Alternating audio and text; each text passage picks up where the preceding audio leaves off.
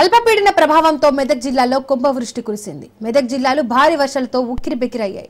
తెలంగాణలోని పలు ప్రాంతాల్లోనూ అత్యంత భారీ వర్షాలు కురిశాయి. భారీ వర్షాల నేపథ్యంలో మెదక్ జిల్లాలకు రెడ్ అలర్ట్ జారీ చేశారు.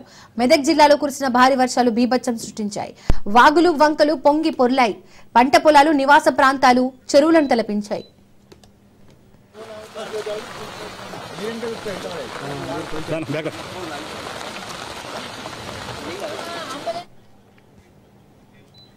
మెదక్ జిల్లాలో భారీ వర్షాలతో నీట మునిగిన ప్రాంతాల్లో సిద్దిపేట ఎమ్మెల్యే హరీష్ రావు, దుబ్బాక ఎమ్మెల్యే కొత్త ప్రభాకర్ రెడ్డి, మెదక్ మాజీ ఎమ్మెల్యే పద్మా దేవేందర్ రెడ్డి పర్యటిస్తున్నారు.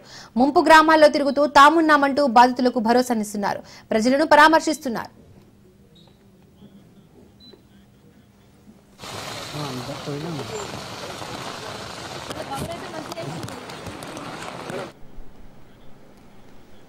ఇక మరోవైపు మెదక్ జిల్లాలో ముంపు గ్రామాలలో స్థానిక నాయకులు ఎమ్మెల్యే కొత్త ప్రభాకర్ రెడ్డి, మాజీ ఎమ్మెల్యే పద్మదేవేందర్ రెడ్డి, మాజీ ఎమ్మెల్సీ షేరి సుభాష్ రెడ్డితో కలిసి హరీష్ రావు పర్యటిస్తున్నారు.